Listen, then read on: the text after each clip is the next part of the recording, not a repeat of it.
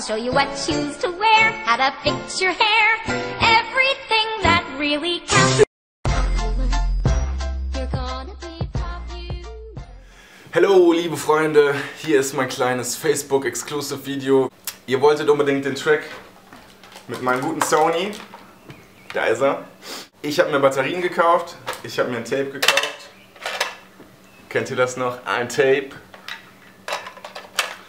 Jetzt geht's los.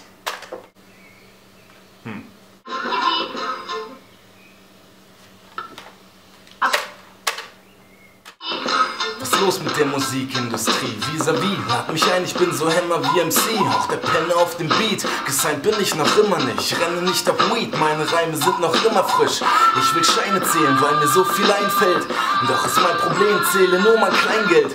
Ich habe es eingesehen, nenn mich MC Hartz IV, kein Spaß hier. Fresse schon die Pflanze wie ein Tapir. Bin ich populär, obwohl ich es so gerne wär. Ruf Universal an, hätte gern die A&R. Hänge in der Warteschlange, verdammt ich warte lange. Dann bin ich dran, drück auf Play, aber der nur danke.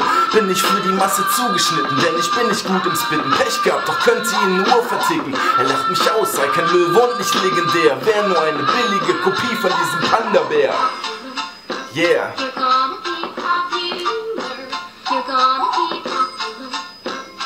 Peace, haut rein, ich bin raus.